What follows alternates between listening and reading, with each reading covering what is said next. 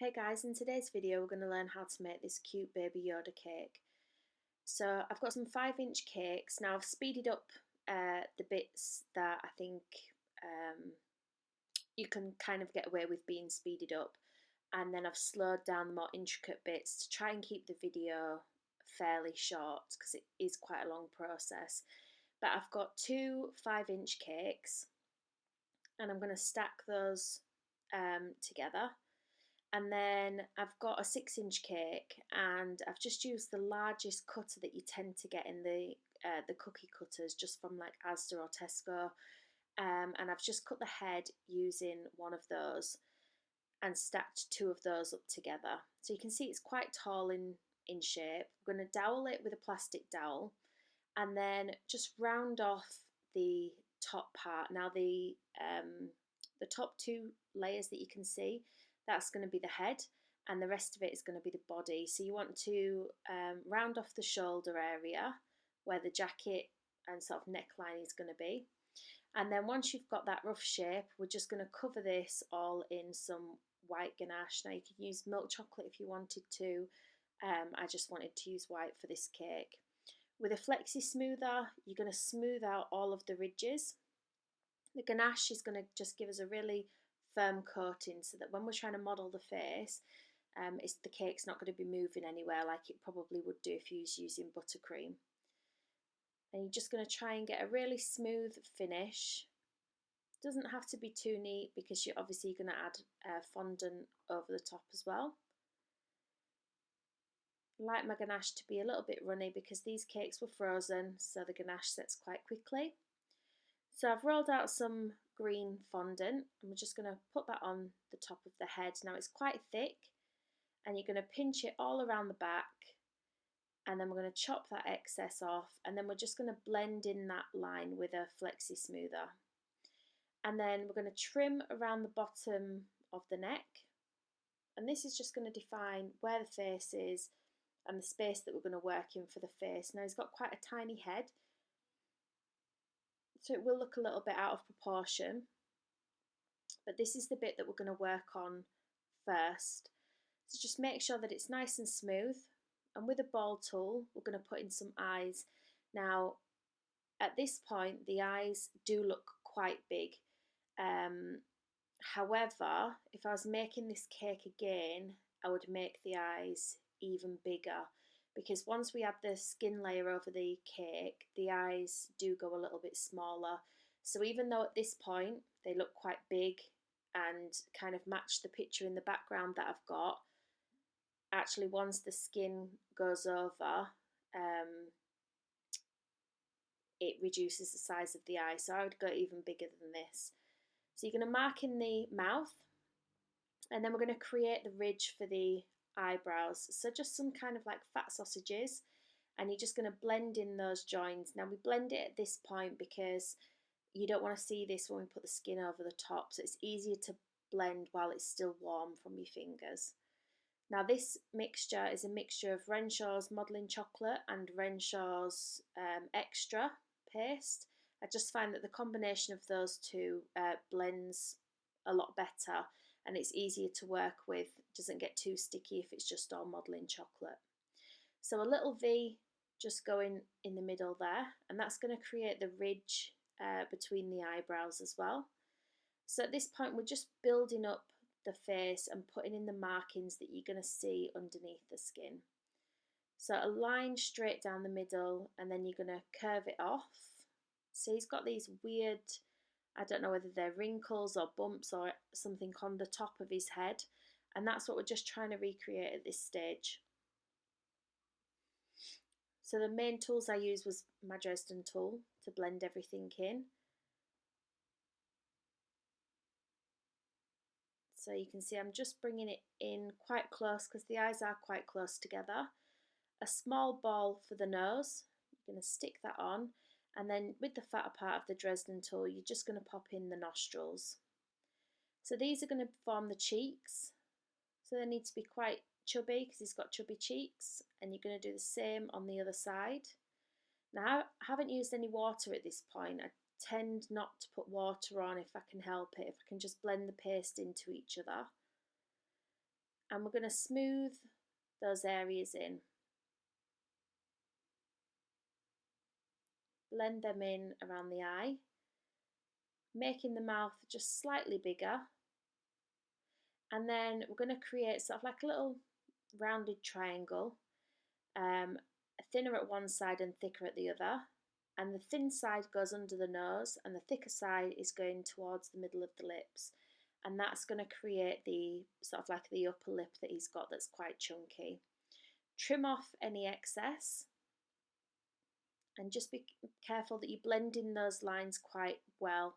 Not too much pressure though, because you don't want to add a dint that's not there. So a little ball for the chin. And again, you're just going to tuck that in because the top lip protrudes over the bottom lip a little bit. And again, making sure that you blend it in at every point.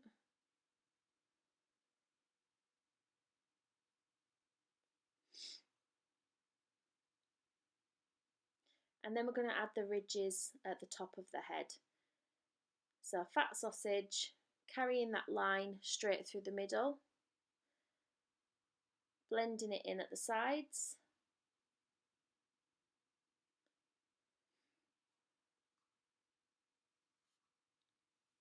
And I think each one has got the line down the middle and then a line at either side as well coming out. So you're going to add another one of those using your little finger just to make the one through the middle quite wide, because that's how it looked on the picture. So usually I would make my eyes the night before, but this was a rushed cake for my stepdad's birthday. And so I've just got some pieces of white fondant and I'm just going to pop those in. Now, when you do the eyes, you don't want them to protrude further than the nose. So I'm just putting my ball tool in just to get that one in a little bit deeper. The benefits of doing the eyes the night before is that they will have dried solid. You could colour them at that point as well. You couldn't colour these before you put the skin on because the skin would get stuck to the eye. So you can see there that the nose and the bridge comes out further than the eyes, and you want that on both sides. So adding some more layers to the top of the head. And then some oval shapes just at the side of the eye. His face is quite round, doesn't really have a dint at the side of his eye there. And you're going to do the same for the other side as well.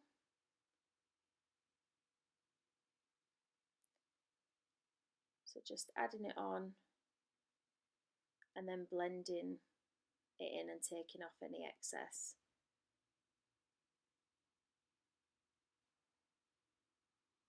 Doesn't have to be a perfect join because we're going to cover it anyway. So at this point the eyes look big, but actually when you pop the skin on, they do look a little bit smaller. So I will explain that to you when we get to that point in the cake.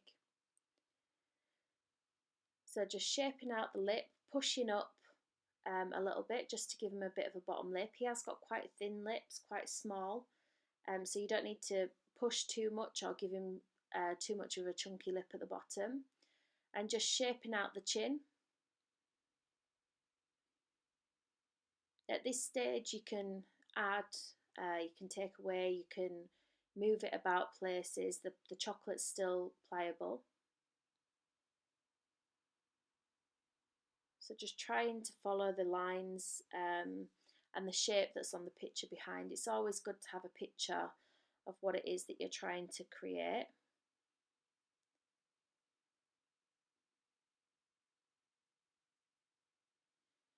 Some more lines for the back of the head. And then I've taken some more green paste. This one I've coloured, I think it was eucalyptus. I rolled it quite thin. And we're going to wet everywhere apart from the eyes because we don't want this to stick to the eye sockets. You're just going to pop that over, again pulling all the paste, securing it underneath the chin and in some of the features, but pulling all of the paste to the back of the head where we could trim the excess off and then blend in those lines. So you can see I'm trying to get as much of it as smooth as I can, pinching it together before I cut it with some scissors, and then just smoothing it over.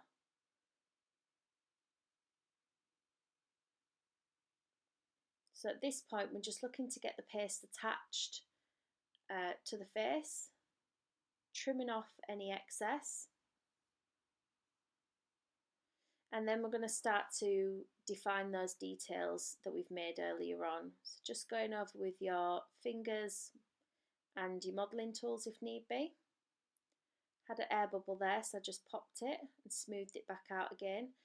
Now with a scalpel we're going to cut out the eyes. Always cut smaller, because then you can make it bigger, whereas if you've cut it big it's really hard to add the pieces on and not see any joins. So you can see that I'm just increasing the size as I go, using my modelling tool to pull the paste where it needs to be.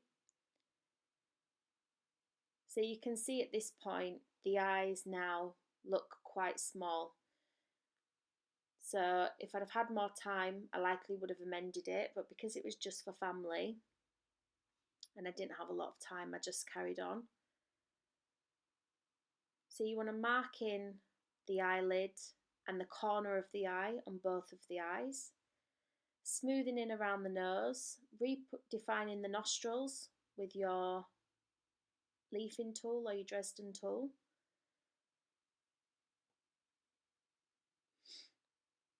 And then we're going to start going over the lines for the cheeks, the mouth, the eyebrows.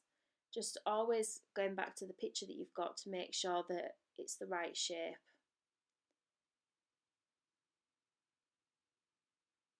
So we're going to go around the nose.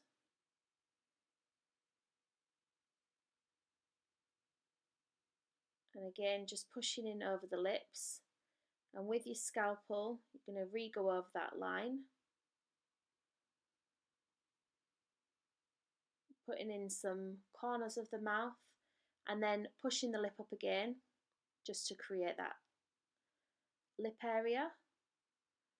Trying to tuck in around the nose without breaking the fondant. You don't want to break in through the fondant. And then creating some lines in the top of the lip, some little wrinkle lines. You just need to go very lightly when you're doing that. You don't want to do anything too deep.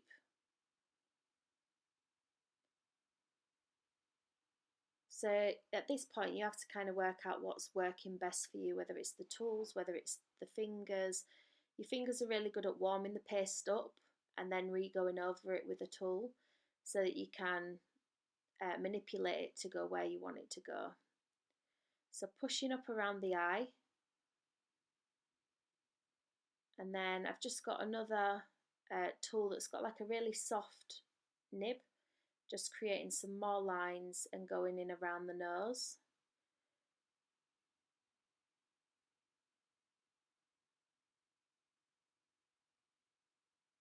Just smoothing everything over. At this point you're still able to blend it away if you make a little bit of a mistake. So pushing the eye sockets up, you want to sort of create a bottom lid if you can. And then just creating some little wrinkles around the eye, the corners of the eye and underneath the eye as well. So once you're happy with some of the lines, we'll work on the forehead.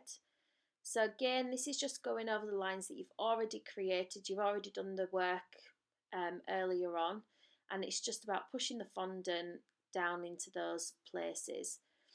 When you're doing the ridges, you want to round off at the corners, because from the picture it looks quite rounded. Some wrinkles around the cheeks. You're going to push up the area of the top lip a little bit. Not too much because he has got quite thin lips. And then just drawing in some wrinkles and smoothing out those areas at the top. Any join that you've got, you're going to pull the paste away, but pushing it down at the same time. That's just going to secure it to the head and mean that when you put the jacket on, you're not going to see it as much. So I've got some dark brown, just going to paint the eye in the dark brown. You want to leave a tiny little bit in the corner that's white and a tiny little bit on the outer corner that's white as well. If you do look at his eyes, even though in a lot of the pictures they look black, they're actually a dark brown, and the dark brown part of it is quite small, so the pupil area is quite big, but you can definitely see the corners of the eyes that are white as well. So once you've coloured in the brown, you're going to colour in the pupil in black. So you're going to do this for both eyes, so you can see I've chopped out the other eye as well. With a little bit of water, take away some of the brown that you've done. Neaten up the black line as well if need be, if you've made a bit of a mess. And then just with a lighter brown, we're just going to colour that in just at the bottom of the eye, just to give the effect that more light is shining on that bit. So you don't need too much colour. I've got a hard brush, and we're just going to stipple the face just to create some texture. And then a thin piece just to create a bottom eyelid. So you're going to push it into place. Again, still no water being used at this point. Trim off the excess, and then you're going to blend in that line a little bit. Kind of want it to look more like a wrinkle rather than like a roll of fondant that's stuck onto the face.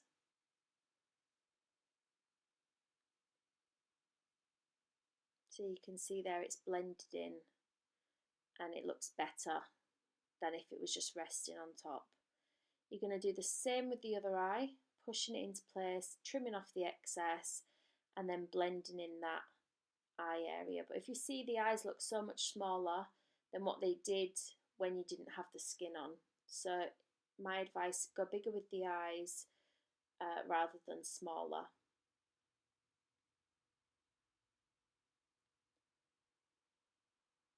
So once you're happy with the face, the wrinkles, the blending and everything like that, we're going to take a kebab skewer and we're going to pop that through the head, and this is going to hold the ears on when we go to do the ears. Just wants to go straight through the head. Be careful of the straw in the middle because I struggled with that bit. And then we're going to cover the board. So just some pale brown fondant. Now I did this colour for sand. I'm not massive on Star Wars, but whenever I see it on the TV they always look like they're in a desert, so I just went with a sandy coloured fondant, and we're going to cover that with some brown sugar to make it look more sandy. Use your fingers just to create a rough texture. Some darker brown now, and this is going to create the jacket. So if you just wrap that around with a little bit of water that's been attached to your cake, and then make sure you've got the join and just trim off any excess. We're going to blend in that join as well at the front, just with a flexi smoother. Trim off the excess around the neck. And then you're going to flare out the bits at the bottom. So you don't want it to be sat flush, you want it to be flared out a little bit. So you can see I'm just sticking my tool underneath and pulling it out a little bit. And then you're just going to mark in some creases with your fingers because it's not going to sit flush to his body, so you want some creases in there. Doesn't have to be too neat this because he does wear quite a big baggy jacket anyway. 2 lines up the middle, and that's going to be the middle part of his coat. Some fat sausages for the arms. You're going to trim off the top bit so it can stick on the body. And then a thin strip for around the neck. You're going to fold in the sides, either side at the top and the bottom. And then just with a little bit of water, you're going to attach it. Now again, it wants to look quite big and baggy, quite loose. Doesn't want to be too tight to the face. You need a little bit of movement in there. So just sticking it with a little bit of water and trimming off the excess. And then we're going to use the same method that we did for the face. So with a hard brush, you're going to stipple the collar just to give it some texture. So just around the whole of the collar. Next, we're going to do the ears. So a bit of a fat sausage again with a point at one side. And then with your rolling pin, we're going to roll out just the inside of the ear. So you can see there that I'm just doing the inside and I'm leaving the top.